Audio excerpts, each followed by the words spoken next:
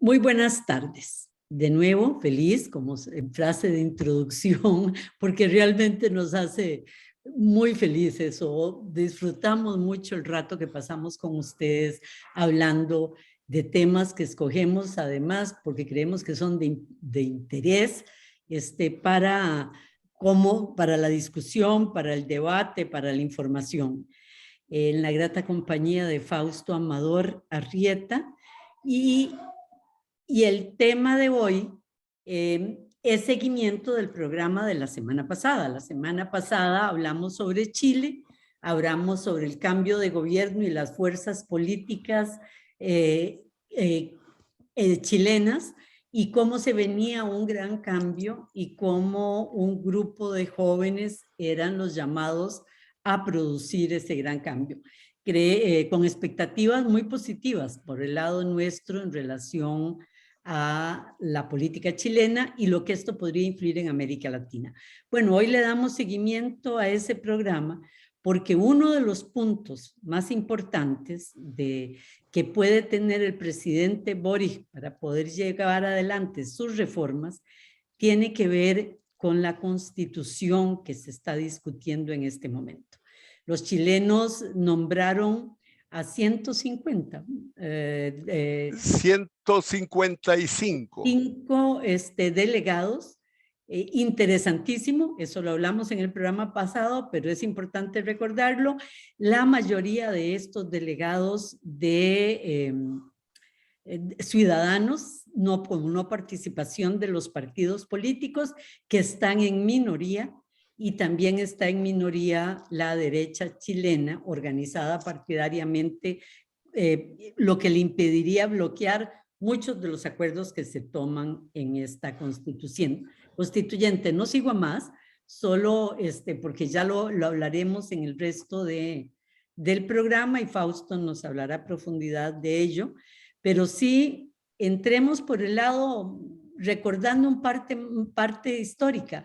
En 1980 Pinochet aprueba una constitución producto de un golpe militar y con las fuerzas militares y además con una posición totalmente neoliberal, y la constitución de 1980 refleja eso. Y los cambios de Lagos más adelante del 2005 no son suficientes ni las propuestas que siguen. Es una vieja aspiración de los chilenos el cambio de su constitución porque viven una realidad política diferente. Se ve en el 78% de votación a favor de cambiar la constitución que se dio en el plebiscito del año pasado. Bienvenido, Fausto. Hola, Mimi. Entré con un número, 155. Ya que entré con ese número, voy a decir una cosa interesantísima, que era casi paritaria, solo había diferencia de un hombre, pero ese hombre cometió una falta gravísima y es que se presentó con falsas premisas, dijo que tenía cáncer y no tenía cáncer, resultó que era un truco y entonces tuvo que renunciar y se fue. Y como no se puede sustituir, ahora sí quedaron paritarias.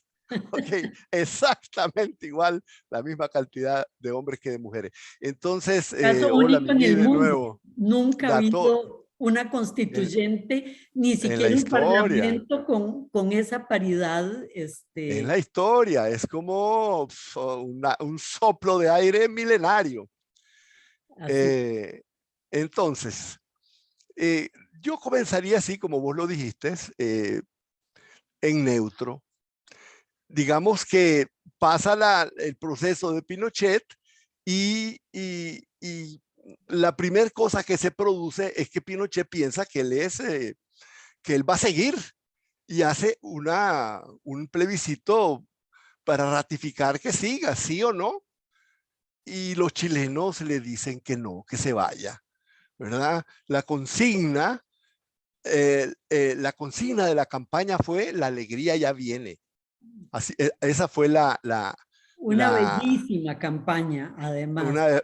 una de las más hermosas campañas que ha habido. Hubo toda una polémica si lo que se enfatizaba en la campaña eran los asesinatos y las muertes del régimen, o lo que se enfatizaba era el futuro, la alegría que venía, y claramente los comunistas estaban por enfatizar el daño, etcétera. Además, tampoco creían, y esto es importante, Mimi, esto es importante, el tema de la legalidad en Chile. Ellos no creían que Pinochet iba a hacer elecciones realmente justas, o sea, legales, que iba a respetar el voto. Pensaban que era un truco para seguir adelante. Vamos a ver cómo eso regresa, pero esta vez del parte de la izquierda. Entonces, ganó presentar la campaña por la alegría, Pinochet cayó, pero Pinochet, para cambiar, estableció una constituyente. La redactaron entre ellos, la aprobaron rápidamente, y básicamente era una constituyente tremendamente restrictiva de derechos, muy restrictiva de derechos, incluso sindicales, etcétera. Entonces, en esas condiciones, se comenzó a gobernar bastante bien, pero siempre con la restricción de esa constituyente. Y además con la herencia de un Estado neoliberal que había dejado todos los servicios privatizados, todo en manos de la empresa privada, educación, etcétera. Ya lo hablamos la vez pasada, no lo profundicemos ahora. Digamos solamente así, en neutro, que los partidos, por la correlación de fuerzas, por las dificultades que tenían, por el hecho de tener que manejar un sistema completamente diferente a la época de la dictadura, fueron fallando en cambiar la Constitución, y pensaron que bastaba con pequeños remiendos a la Constitución. La verdad es que los pequeños remiendos no eran suficientes. Y se fue creando en el ánimo ciudadano la necesidad de una nueva constitución. Y aquí comienza el lugar de Boric, el actual presidente. Fue dirigente estudiantil, pero después de ser dirigente estudiantil, yo te hablaba la vez pasada de Gramsci. Efectivamente, su formación es claramente gramsciana, evidentemente gramsciana. Y lo primero que trató de hacer es no enmarcarse en ninguna amarre político, no encerrarse en una cuestión partidaria, sino luchar por ideas. Y su primer movimiento fue el movimiento izquierda autónoma, o sea, izquierda sin amarres. ¿Qué es lo que hace? Se lanza Boric, van a ver por qué, es la constituyente, se lanza Boric como candidato independiente en Araucanía, de donde él viene, de Punta Arenas, y sale electo. Con la fama que tenía y con la personalidad que tiene, salió electo. Y fue electo a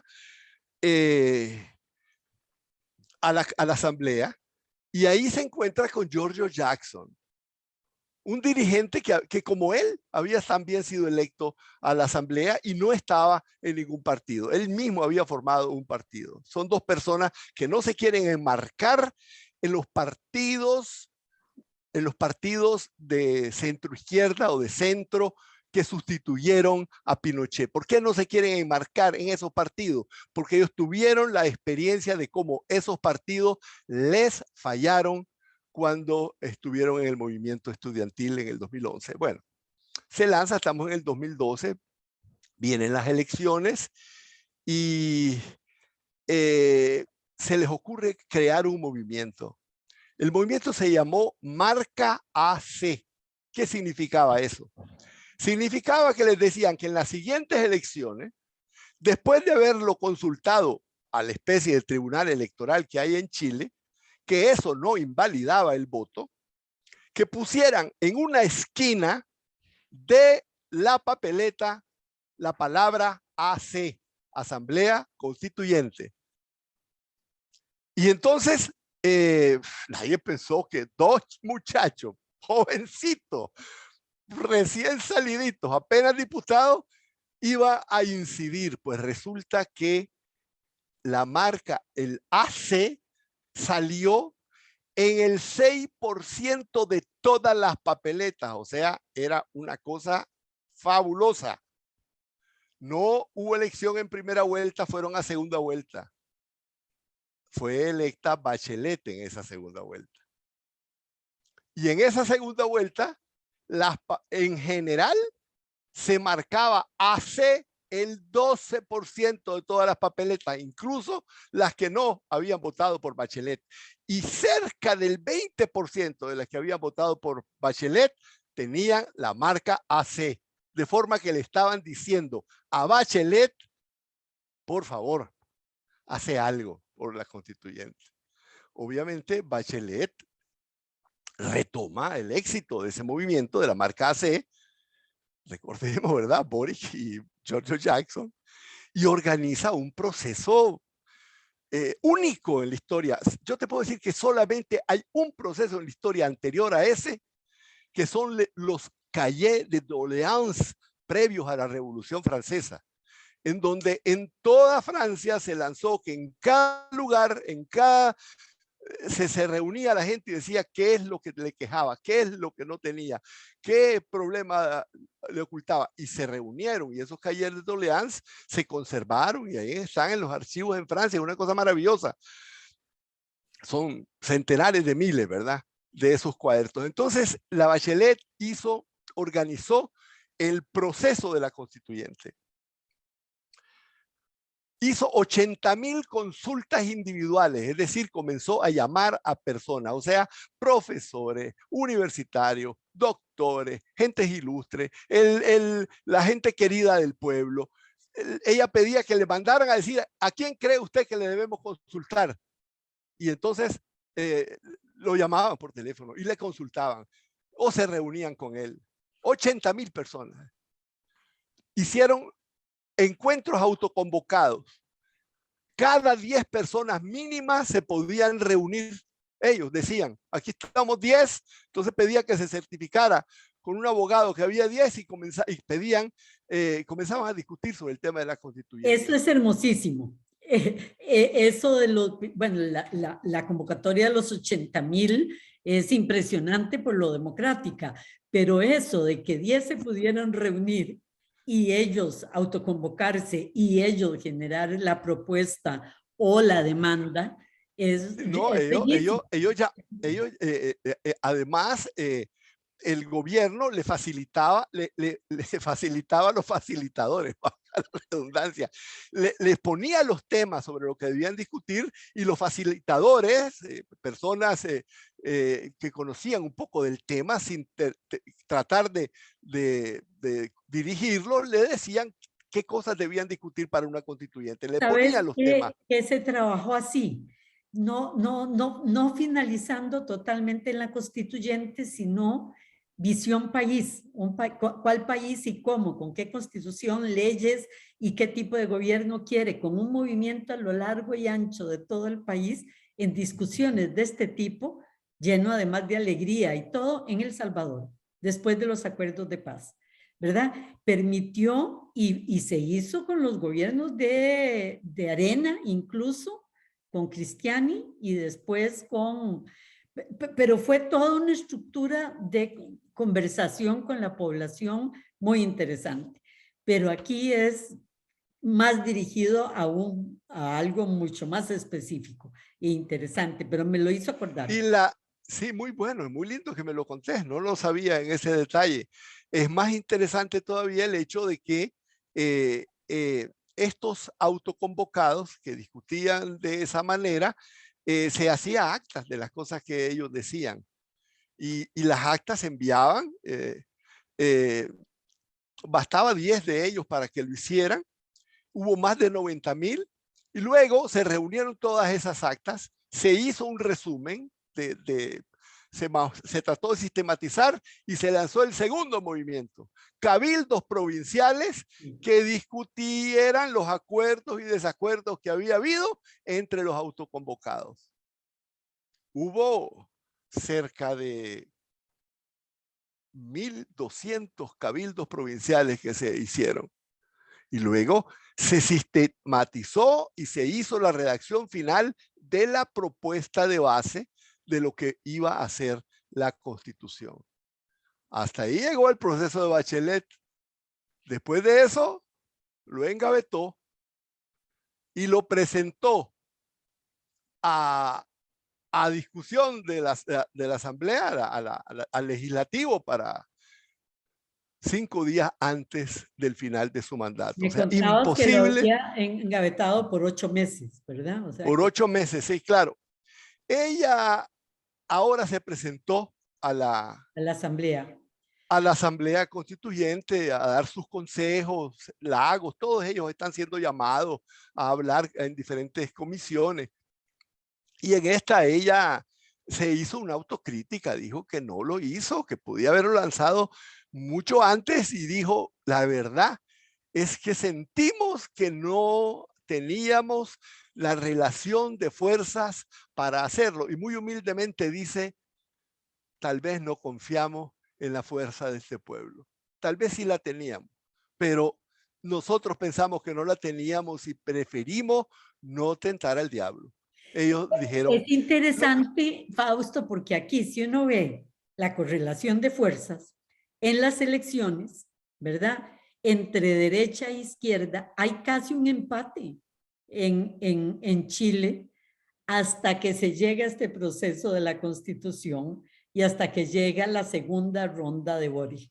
Ahí, por primera vez, esa correlación de fuerzas se rompe y hay un 78% para aprobar la constituyente, lo que la hace totalmente viable y además la mayor votación para un presidente en la historia chilena hacia Boric. Esas dos cosas, en el fondo, es un enorme mandato por primera vez desde la revolución, desde la llegada de Allende, desde la caída de Allende en Chile, ¿verdad? Para un verdadero cambio.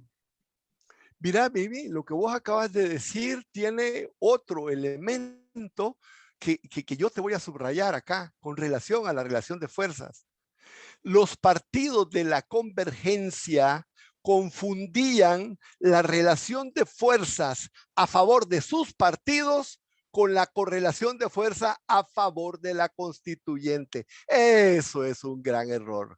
No es lo mismo el apoyo que tenga Bachelet o el apoyo que tengan varios partidos que el apoyo que tiene la constituyente. Y vos lo dijiste muy bien, hasta la última elección, realmente los partidos están empatados. No, ¿qué decimos? La derecha tuvo más votos en la primera ronda que los de la convergencia o la nueva mayoría. Si fuera por los votos que tienen, ellos seguirían diciendo, ven, no tenemos relación de fuerza para una constituyente, porque confunden la relación de fuerza de su partido, el peso de su partido, con la aspiración popular por una nueva constituyente. Ese es un error muy, muy serio, que a partir de lo que vos dijiste, claramente se nota. La nueva constituyente fue aprobada con un peso gigantesco, ¿verdad? Diferente al peso que tenían los partidos de la convergencia. Pero bueno, saltemos. No lograron eso, pero Marca siguió. Marca, Boris Jackson y Boric, y Gabriel Boric, siguieron y fueron sumando gente y fueron sumando Y movimiento. Giorgio Jackson.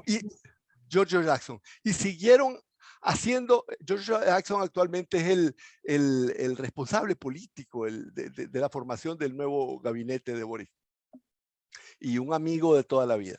Y bueno, siguen luchando por eso, pero no tienen ningún éxito particular, simplemente van como marca y van a seguir llamando a la gente a que ponga la marca AC.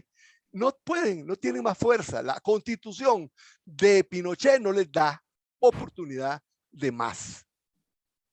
Llega el 18 de octubre de 2019. levantamiento tremendo en Chile, como nunca se había visto. Choques violentos, muertos en la calle, declaración de estado de emergencia, violación de derechos humanos. En esas condiciones se producen reuniones políticas para alcanzar la paz social.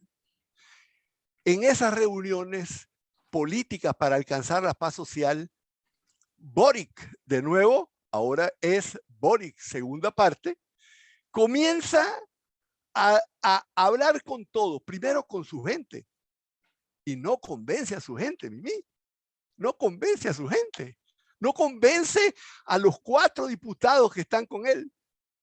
Y entonces comienza a hablar con los demás partidos, comienza a hablar con los socialistas, con la democracia cristiana, con todos, y entre todos convencen al gobierno de que hable. ¿Qué es lo que les dice? La única forma de lograr la paz social es cambiando este país, y la única forma de cambiar este país es hacer una constituyente. Y comienzan reuniones, una semana de reuniones, y finalmente una maratónica reunión de más de 28 horas, Mimi, o sea, más de un día seguido discutiendo, y llegan al acuerdo por la paz y una nueva constitución. Eso se logra el 15 de noviembre, 28 días después del inicio de los movimientos. Aquí, ¿quiénes firman? Es interesantísimo los que firman.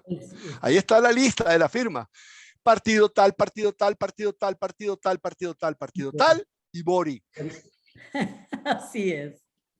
Así está escrito. Bueno, ¿qué le costó a Boric? Vamos a ver.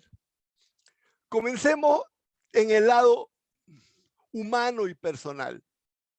Porque nosotros hemos hablado de Boric, estudiante, que con su grupo de gente en las manifestaciones, ese grupo de muchachos que ha seguido y que está ahí en la palestra pública de Chile, pero no hemos hablado de alguien, no hemos hablado de Jorge Charc. Jorge Charc es su amigo de la infancia, un año mayor que él y de su pueblo. Juntos estudiaron Derecho y compañeros en la universidad. Siguieron juntos en la formación del primer partido de izquierda autónoma. Son los que formaron los grupos de estudio gramsciano entre los estudiantes. Juntos firmaron, construyeron junto con Jackson el movimiento Marca. Jorge fue electo alcalde de Valparaíso, y Charc le dice a Boric: traicionaste, y rompe la amistad porque no lo quiere. Su partido, el partido de Boric, dice que es ilegítima ese pacto porque tiene la firma de alguien que no tiene base constitutiva partidaria, que su partido está en contra de eso. ¿Qué es lo que pasa? Vamos a decir en el último minuto antes del corte esta cuestión fundamental. Decían, eso no es suficiente. ¿Por qué? Porque en el acuerdo está que la constituyente que se elija tiene que ser, cada norma tiene que alcanzar 2/3 de voto. 2/3 de voto. Eso significa que bastaría tener un poquito más de 1/3 la derecha para bloquear lo que quisiera. Y entonces la derecha firme ese y la izquierda dice: es una trampa. Nos van a hacer una constituyente gatopardista.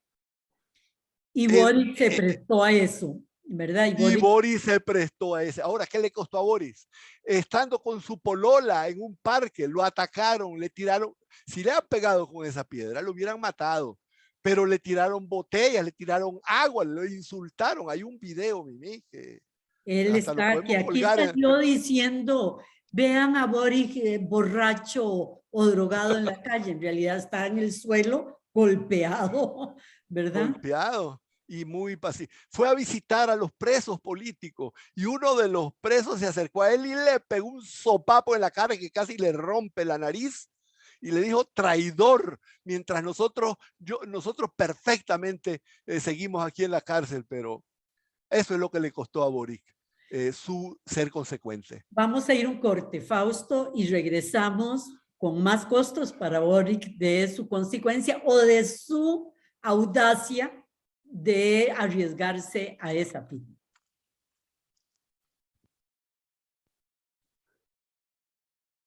De nuevo con ustedes, nuestro tema y programa de hoy, la constituyente en Chile, y al cierre, antes del corte del mediodía, del programa, de mitad del programa, Fausto hablaba del coste político, físico, emocional, de que Boric hubiera firmado y aceptado los 2/3 en la votación. Los contrarios decían si hubiera sido un porcentaje un poco menor, es decir, a los 2/3, mayor que a los 2/3, hubiéramos podido ganar, pero esto hacer que la derecha bloquee todo lo que la izquierda o la gente de centro proponga en la nueva constituyente. Esto es atolillo con el dedo y Boric se prestó a eso. Es correcto, si vos te pones a pensar en las últimas elecciones, en las últimas, incluso después de las marchas, la derecha volvió a ganar las elecciones. Digo, no ganó, quedó de cuarta, pues, pero tuvo más fuerza que los partidos de la convergencia. Entonces, conseguir el tercio era muy fácil para ellos, teóricamente. Y lo segundo es que en el pacto por la paz. El tercio, ¿verdad? Que son 50 delegados en la constituyente. Un poquito más de 50 porque son 155. Sí, pero un poquitito más de 50 y todos decían, la derecha consigue eso con enorme facilidad. Sí, yo claro. Hubiera dicho lo mismo, o sea, quiero decirte, estando en Chile en ese momento, posiblemente tengo ese error de análisis y digo, de ahí sí, ¿verdad? Y adicionalmente había otra condición, que la constituyente no se va a meter con el manejo ordinario de la vida política chilena. Va a ser una constitución, pero está ya lejos. No se mete en el gobierno, no se mete en nada, no puede prohibir, no puede meterse en la política. Va a ser una constituyente neutra, va a ser la constitución, punto. O sea, no va a tener ninguna fuerza política. También a los votantes de si quieren que los diputados actuales, la mitad de los diputados actuales sean parte de la constituyente o si todos los delegados son de fuera de la gente que está electa en este momento, ¿verdad? Correcto, ese era el otro factor, que podía ser una constituyente mixta o una constituyente pura, pues. Bueno, pero esa era una pregunta y no era una pregunta y también esa pregunta era, la gente tenía que decidir a la hora de votar, decidir cuáles dos, y entonces se supone una cultura política un poquito fuerte para ver qué toman, ¿verdad? Pero bueno, la realidad fue que la gente tomó, las cosas fueron bastante rápidas. El levantamiento fue el 18 de octubre, el acuerdo de la paz 28 días después, el 15 de noviembre. Del 15 de noviembre al 24 de diciembre, o sea, un poquito más de un mes, ya habían modificado la constitución y habían establecido el procedimiento para una nueva constitución. Que le dicen al presidente que 5 días después de la modificación de la Constitución convoque a elecciones para los constituyentes. En mayo, a mediados de mayo del 21 ya se hace la elección y la elección sale con una apruebo totalmente y aprueba además que sea independiente. Para las elecciones, para elegir a los convencionales, entonces ahí los partidos, la gente comienza a hacer listas propias, se necesitaba muy poco. Se necesitaba muy poco para hacer postulado, pero después se necesitaba como 20,000 o 30,000 firmas, dependiendo de dónde, para ser constitucional. El 25 de octubre se eligen, ¿y qué es lo que resulta? Resulta que los partidos incluso los de izquierda, no logran mayoría. La derecha, el total de los partidos de la derecha 28, logran apenas 28, 27, 28, 27 o 28. 27, 28, 27, 28, No llega dependiendo, a los porque 50 y algo para poder hacer obstrucción. y no tiene con quién. La izquierda de Boric es la segunda gran fuerza, no son los partidos. Ya ahí se nota que en las siguientes elecciones la cosa va a estar distinta.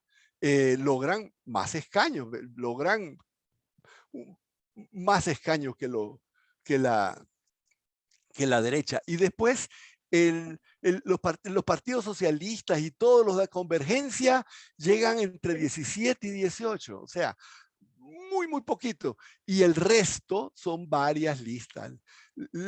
La lista del pueblo, la lista de los independientes, montones de pequeñas listas, y eso hace el 64% de todos los Hay un constituyentes. 17% y eso también es muy importante porque son las cosas que hacen a esta constituyente diferente.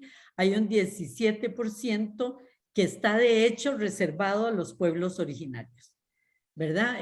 De chilenos que han sido tradicionalmente excluidos de todo y que además ahí hay, en un país tan rico como Chile, un 30% de pobreza extrema, no de pobreza, sino de pobreza extrema, Sí, ¿verdad? pero entre los pueblos originarios la pobreza se eleva al 50%. ¿Eh?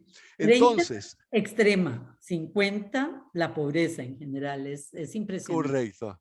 Y entonces, pero bueno, lo que vos apuntás es muy cierto. Y también eso estaba en el pacto, en el pacto por la paz. Ya estaba claro que se le iba a dejar 17. La mayor parte de los pueblos indígenas tuvieron uno, se les dio uno. Y por volumen a los mapuches se les dio más número que a los demás. Bueno, llega la constituyente y el 4 de julio del 2021 es la sesión inaugural. El gobierno hace todo lo posible por boicotearla, no ayuda, no apoya, el lugar del Congreso no se puede hacer. Bueno, no vamos a hablar de esas pequeñas tonterías, pero bueno, fue electa presidenta Elisa Loncón, una mapuche, profesora universitaria. Además, muy Y bella. O sea, quiero decir, es una figura tan linda presidiendo las reuniones. O sea, es una mapuche, es una académica y al mismo tiempo es una figura femenina nueva y llena de belleza. O sea, es muy linda, ¿verdad? La figura de ella sí, como presidenta. realmente esa es una de las características que ha tenido Chile en los últimos tiempos, que son figuras femeninas maravillosas, maravillosas, muy lindas y enormemente preparadas. Es decir, imagínate la Vallejos, la Carol Caroli, la Isquia Siches, o sea, y ahora Elisa Loncón. Y últimamente María Elisa Quinteros, que es la segunda presidente, que es una persona realmente maravillosa, totalmente independiente, que resulta que estando en la Asamblea Constituyente, voy a hablar de lo que es la segunda presidenta, se da cuenta que se han roto muchas de las listas. La gente no tienen ninguna cosa que las ligue ideológicamente o con perspectiva, etcétera. Y entonces varios eh, delegados, varios constitucionales están sueltos, etcétera. Y entonces ella se le ocurre organizar dentro de la asamblea lo que se llama movimiento social constituyente. O sea, el, la presencia ya no de los partidos políticos, sino de los movimientos sociales constituyentes, que es una cosa que vamos a tratar de llegar al final para poder hablar de eso, porque es parte del cambio de la cultura política que está teniendo América Latina. Se forman las comisiones, sistema político gobierno, democracia, forma de Estado, derechos fundamentales, medio ambiente y modelo económico, sistemas de justicia, órganos autónomos de control, reforma, ciencia, tecnología, cultura, arte, patrimonio, en fin. Se forma toda una serie de organizaciones internas de discusión y además deciden no discutir todos o no, las comisiones se reparten en Chile, van a diferentes regiones y además hablan con la gente y establecen una de las cuestiones más hermosas que es las iniciativas populares constitucionales. Con solo 1.500 firmas, cualquier persona puede presentar una moción a la Constitución y que tiene obligatoriamente que ser discutida por los constituyentes. Y abren el periodo que se inició el 8 de octubre o el 8 no, y se terminó el 3 o 4 de noviembre. Dieron ese tiempo para que se presentaran y todo el mundo, mucha gente, o sea, son decenas de iniciativas populares para la Constitución. También se acaba con esta constituyente el silencio o ¿cómo se llama? El negacionismo de los crímenes bestiales que se dieron en Chile, ¿verdad? Que pareciera menor en medio de algo que está viendo tan al futuro, pero que es ahí una pústula que no le ha permitido a los chilenos respirar, ¿verdad? Con suficiente... ¿verdad? Con suficiente pulmón el mundo nuevo. Y otro elemento también, que no es tan, pero que es muy importante, es la consulta a la gente que ha tenido poder de cómo, ¿verdad? Entonces ahí han pasado los expresidentes. Yo ayer estuve viendo la presentación de la presidenta Bachelet, ¿verdad? Que me gustó muchísimo, además, porque muy respetuosa yo no voy a decir qué es lo que hay que hacer, pero esto es lo que hay que tener de base para la discusión. O sea, me gustó mucho la presentación de ella. La seriedad y la responsabilidad y la juventud de los presentes, de los constituyentes. ¿Verdad? Sí, la edad promedio es 40 años. Es impresionante y ahí decís, ¿verdad? Va a salir con todo lo bueno y con todo lo malo de que sea una generación, una sola generación la que esté construyendo eso. Eso que vos dijiste del solo para decirte algo, en 1948, si uno lee la propuesta de constituyente de los jóvenes que habían ganado la guerra, o sea, la revolución del 48, es la propuesta más moderna, abierta, llena de derechos humanos, llena de transformación de una sociedad, y esa se quedó en el camino porque las fuerzas, la correlación de fuerzas y los viejos con sus habilidades en el Congreso la fueron cambiando, ¿verdad? Y tuvimos la constitución que tuvimos. No frenó una serie de cambios, pero sí no llegó a los niveles de propuesta original del 48. Es así. Incluso se puede discutir y se está discutiendo si a lo mejor en algún momento será necesario hacer una revisión de esa constitución. Pero bueno, en Chile yo quería acotar solamente, Mimi, lo que vos dijiste del negacionismo. Hay una comisión de ética ahí y la comisión de ética decidió rápidamente. Entre todos ellos decidieron que habían llegado a un acuerdo casi unánime y dijeron vamos a proponerlo al plenario y si el plenario dice que no, pues no. Y todo el mundo pensaron que iba a perder y fue la condena de lo que se llamó el negacionismo. El negacionismo consiste en 3 negaciones. Los que dicen que no hubo genocidio histórico a los pueblos originarios, Los que dicen que no hubo crímenes contra los derechos humanos y crímenes de Pinochet, y los que dicen que Piñera no violó los derechos humanos ante las manifestaciones de 2018. Dicen, cualquiera que niegue ese va a ser castigado. Bueno, lo del castigo lo decidimos después, dicen, pero lo pusieron a voto. Todo el mundo dijo, eso está violentando el derecho de opinión de los constituyentes. Esa es una opinión, si es crimen o no es crimen.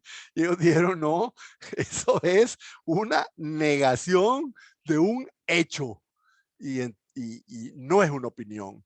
Y fue interesante porque fue masivamente votado a favor. Fausto, algo para que nuestros oyentes vean hasta dónde llega. Y pienso en lo que estaba viendo ayer, que era la de reforma del Estado. Ahí se está discutiendo si va a haber régimen presidencialista o no, si va a haber ser bicameral o no, si va a ser un Estado nacional o plurinacional, que eso en la cultura chilena no es que tienen varias culturas, no, es que es parlamentario o no. Nacional, si va a ser parlamentario o no, o sea, y eso por hablar de los grandes, pero después está qué nivel de control político, qué forma de organización, cómo se destituye o no a un congresista o a un presidente, ¿verdad? Que no está haciendo lo que corresponden. Va a ser periodos de 4, 6, 8 años, hay reelección o no. O sea, es una transformación total la que ellos Exacto. están Y discutiendo en este momento. entre esas están introduciendo, están por lo menos discutiendo una cosa que ha sido nuevo, que es la inmunidad parlamentaria. Es decir, alguien que cometa un delito común, si él es por ese delito común, es inmune o no es inmune. Y entonces, en el sentido de que si es la asamblea la que tiene que decidir eso, o los tribunales. Y porque aquí también, si Lo un que pasa es que en diputado, periodos de persecución se usa lo claro, esto puede legal ser como usado lo que para, está pasando en El Salvador. O sea, en El correcto. Salvador no pudieron cambiar los salarios de los ministros, ni de los presidentes ejecutivos, ni nada, nunca, por lo que fuera. Y entonces se le dio una partida a la presidencia muy grande de millones de dólares y con esa partida el presidente podía hacer lo que quisiera. Entre las cosas que hacía era completar el salario de los funcionarios públicos. Público, notorio y aceptado. Y resulta que ahora está metiendo en la cárcel por haber recibido esos fondos a exministros, a gente, muchas de ellas totalmente honorables, pero contrarios políticamente, ¿verdad? Entonces, por eso es que lo de la inmunidad se maneja. Yo estoy de Con acuerdo, mucho, con mucho. mucho cuidado. Esa es una de las discusiones que están teniendo. Bueno, Y Nicaragua. claro. Uh-huh.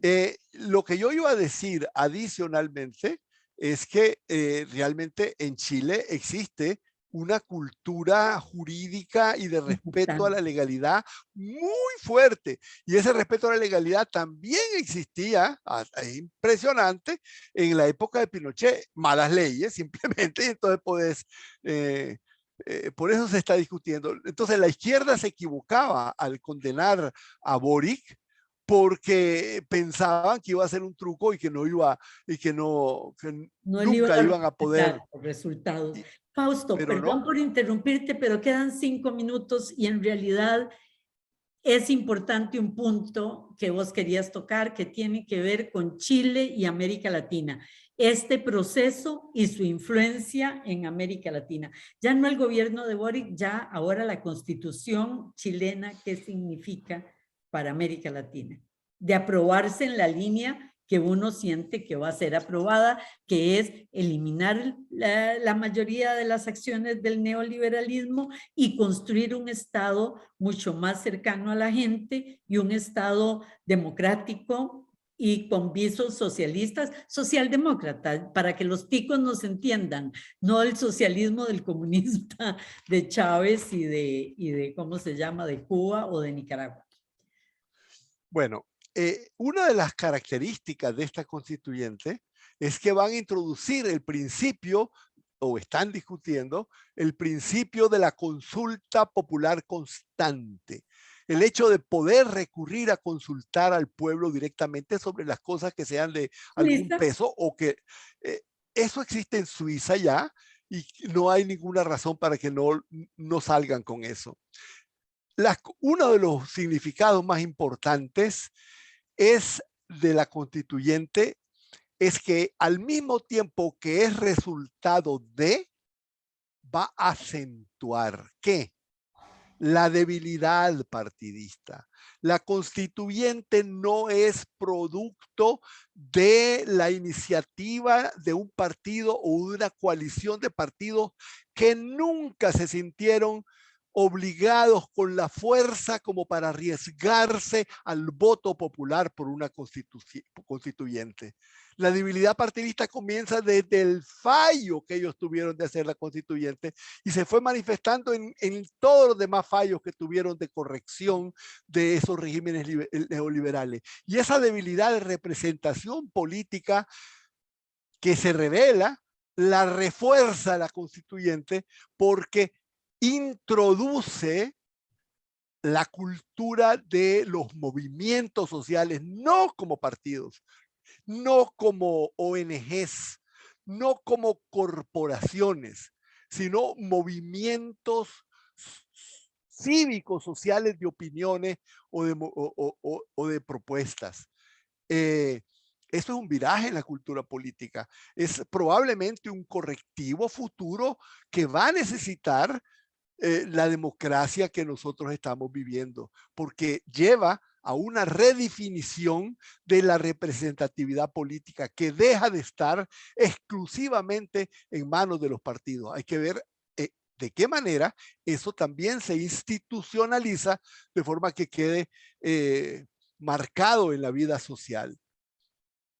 Y eso es un reto inmediato, porque las tareas históricas que tienen los pueblos latinoamericanos en este contexto es lograr superar la debilidad de representación política que no la van a lograr recuperar con la recuperación de la fuerza de tal o cual partido. Eso está más o menos claro. Es dar un salto, dejar atrás nuestra herencia colonial por primera vez en la historia, ¿verdad? Esa herencia colonial que nos permea a todas las instituciones y dar un salto a una constitución moderna del siglo XXI. Incluso con el mucho puede llegar a hacer el cambio político no solo en Chile, sino en los países que estén más preparados para llevarlo adelante en el resto de América Latina. Digo los más preparados porque hay países que no están en condiciones de dar un salto cualitativo de esa magnitud, pero hay otros países que sí lo pueden hacer. El nuestro, por ejemplo, está listo.